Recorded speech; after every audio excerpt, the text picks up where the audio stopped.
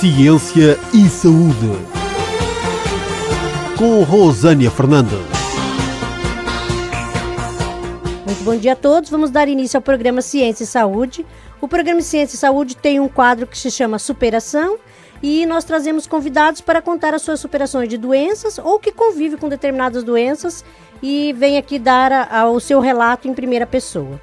Hoje convidamos a doutora Alexandra Araújo, que ela é advogada, e veio aqui para nos falar sobre obesidade e intervenção cirúrgica. Muito bom dia, doutora Alexandra. Bom dia, Rosânia, e bom dia aos ouvintes.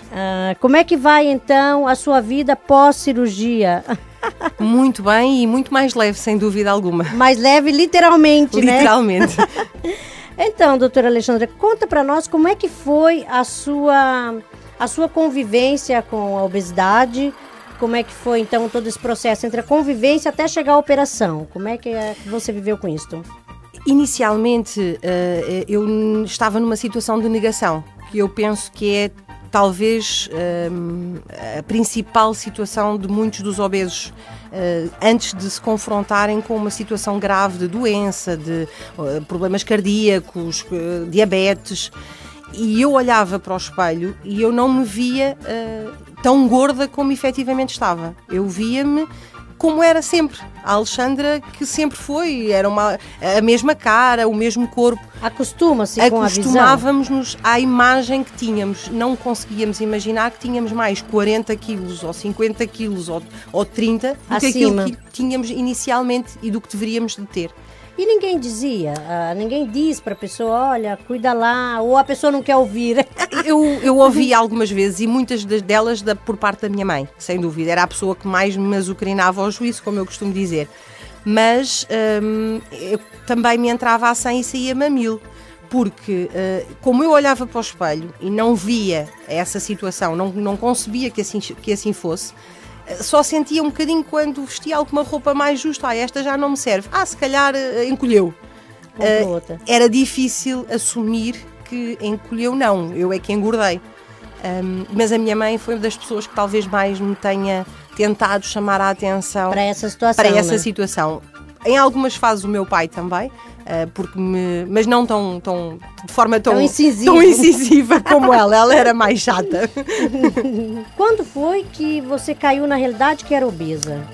Quando o médico me diz que eu estou numa fase 5 de obesidade mórbida. Mas você não teve nenhuma doença que te desse alguma hipertensão, nunca. Ataque, AVC, nada? Nada. Nem colesterol, indicativo, nem colesterol. Não teve colesterol? Nunca. Nem diabetes. Aliás, eu era obrigada pela minha médica de família a todos os anos fazer o teste da diabetes, que é demasiado açúcar para o meu gosto.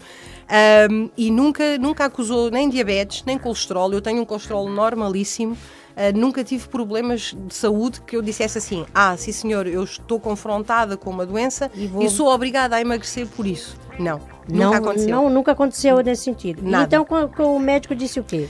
Foi quando o médico me pesa. É óbvio que eu sentia dores nas pernas, cansaço. Isso sim. Subia umas escadas e parece que tinha feito a maratona.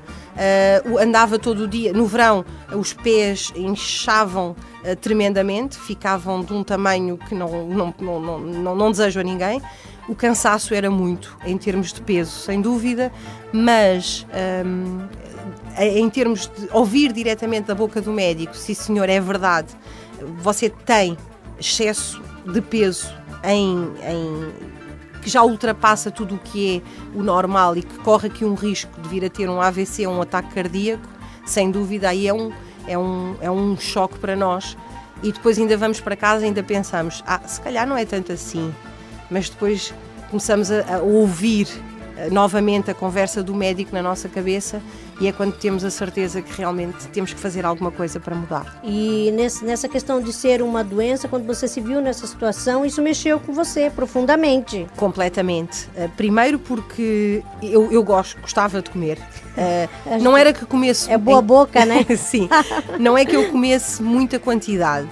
Era mais o facto de eu gostar... O tempo todo? Comia o que eu gostava, comia aquilo que não devia, porque também comia muito daquilo que se chama junk food, E depois não fazia as refeições nas horas certas, pequeno almoço muitas vezes não tomava, fazia 2, 3 refeições por dia e chegava, esquecia-me dos lanches, esquecia-me até pela minha vida. Então não era a quantidade que você Não. comia, quer dizer, não era a quantidade de horas que você comia, e sim a quantidade de comida que você comia quando comia.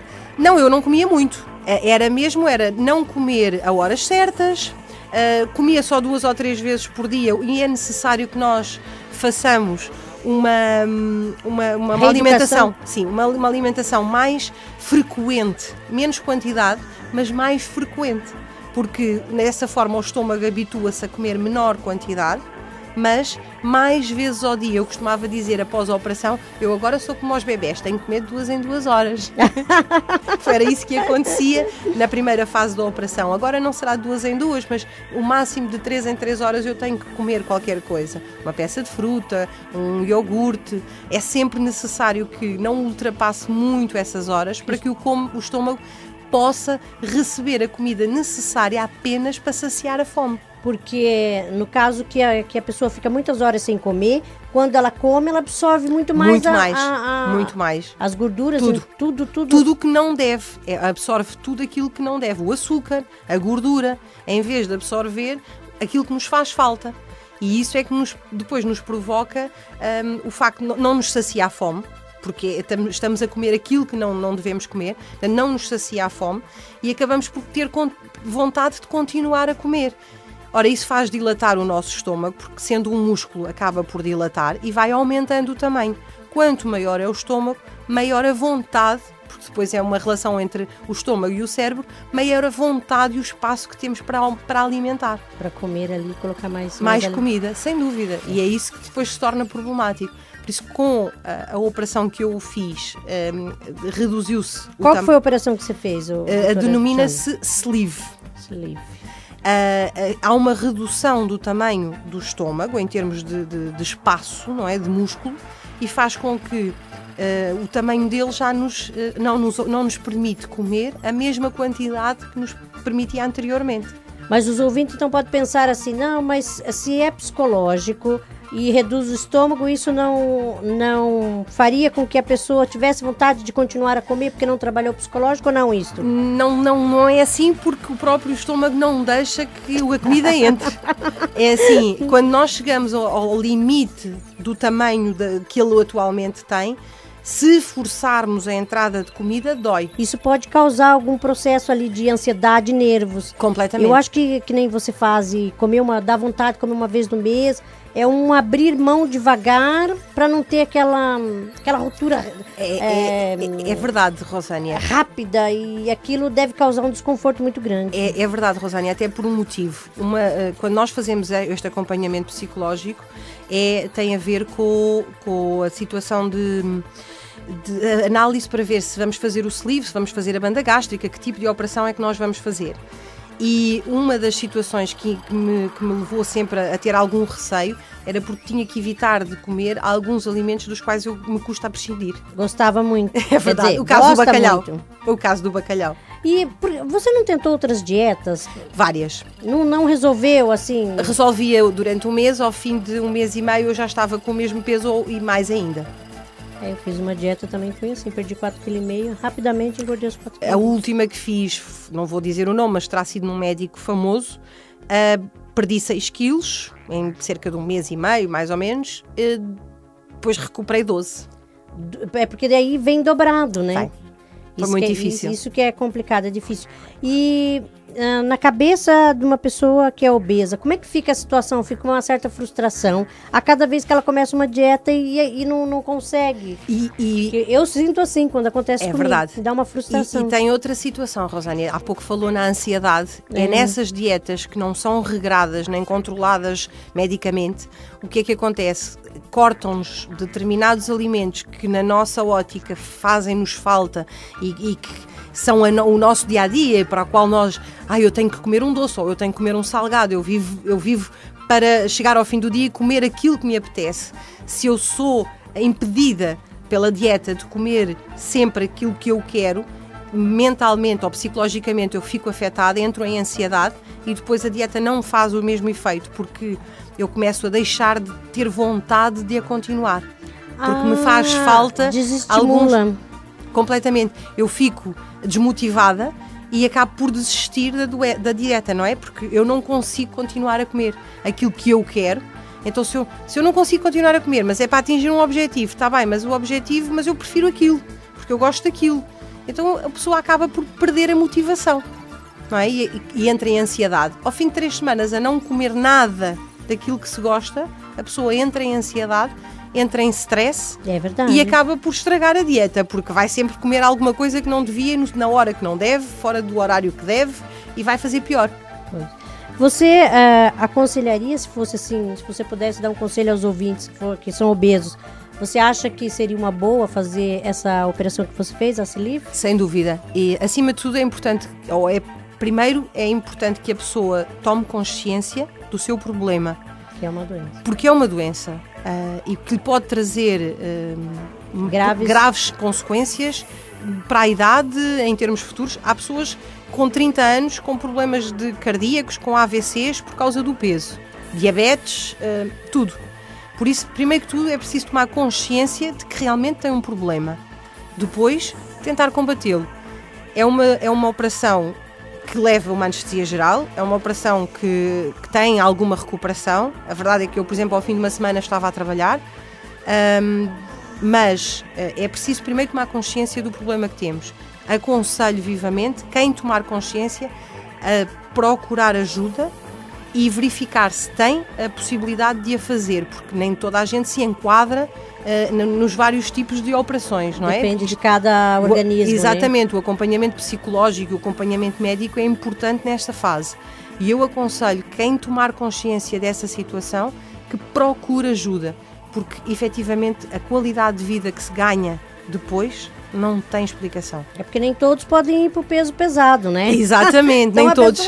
Nem todos. A pessoa tem que tomar uma providência por sem si, dúvida, né? Sem dúvida. E quando nós chegamos a uma fase em que a obesidade já nos provoca problemas de saúde, devem mesmo combatê-lo. E também de estima, né? Sim, a autoestima é muito importante. Você acha, agora fazendo uma autoanálise, você acha que melhorou? Eu, porque eu te conheço, sou suspeita de falar. Você acha que melhorou depois da operação? Sem dúvida. É assim, não é que eu esteja à espera de elogios, mas é muito bom ouvir pessoas, por exemplo, que me conheceram na fase em que eu tinha 40 quilos a mais e que hoje me veem a uma fotografia ou passam por mim e dizem assim, não te conhecia, é incrível, tu mudaste a 200%, eu não te conhecia. Faz e bem, né? É bom para o ego, para a estima, para nós próprios, porque valeu a pena. Custou, mas valeu a pena. E você está com uma força, com uma gana, com uma energia, com uma felicidade. Obrigada. E faz exercício físico também, né? É verdade. É firme no exercício, É verdade, tem né? que ser, porque a forma que nós temos também de ir tonificando os nossos músculos, o nosso corpo, é fazer algum exercício, caminhadas, bicicleta, hidroginástica, natação, que eu acho que também é um dos exercícios que eu mais gosto, sem dúvida, porque não vou para o ginásio suar porque não gosto, mas a natação e hidroginástica é uma das coisas que eu gosto de fazer e que me sabe bem e sem dúvida que nos tonifica e que nos dá, para ao longo do dia em que fazemos o exercício, parece que um novo alento, sem dúvida alguma. Então vamos aproveitar essa energia e esse espírito seu de mudança e vamos passar uma mensagem aos ouvintes para findar a entrevista. Muito bem, então o que eu acho é que procurem, se tiverem o mesmo problema que eu tive, e que sem dúvida é uma doença, procurem acompanhamento médico, tentem combater a obesidade, porque a obesidade pode provocar em nós problemas de saúde gravíssimos, pode acabar com a nossa vida e nós só vivemos uma vez. Psicologicamente também acaba connosco porque nos destrói, nos desmotiva, põe em baixo a nossa autoestima. Nós deixamos de estar bem com as pessoas ou só estamos bem com pessoas que sejam como nós e isso não é positivo. Portanto, procurem ajuda e tentem combater algo que vos pode fazer muito bem. E feliz, né? E feliz, é verdade. Muito obrigada, doutora Alexandra, pelo seu Obrigada. testemunho. Muito obrigada pela sua força de vontade. Obrigada, Rosânia. Até Bom uma dia. próxima oportunidade. Bom dia. Obrigada. Chegamos ao final de mais um programa. O programa Ciência e Saúde conta com o apoio dos amigos do Ciência e Saúde, com a revista Zen Energy, com a IAC, Academia Internacional de Conscienciologia, com o programa Ciência e Consciência de Tom Martins. O programa Ciência e Saúde, junto com a parceria da Associação Esther Jens, estão a organizar um evento para 26 de maio sobre dislexia e aprendizagem. Fiquem ligados a mais informações aqui na Rádio Horizonte FM, no seu programa Ciência e Saúde. Muito boa tarde, até o próximo programa. Revista Zen Energy. Todos os meses nas bancas, com dicas, técnicas, exercícios e soluções práticas para conseguir o equilíbrio no seu dia-a-dia. Leia a revista Zen Energy para criar autoconfiança, desenvolver a sua autoestima, fortalecer o seu relacionamento, lidar com os seus filhos ou ainda libertar-se de medos, crenças, fobias, ansiedade e stress. Todos os meses nas bancas. Revista Zen Energy. Compre e invista em si. Ciência e Saúde, com Rosânia Fernandes.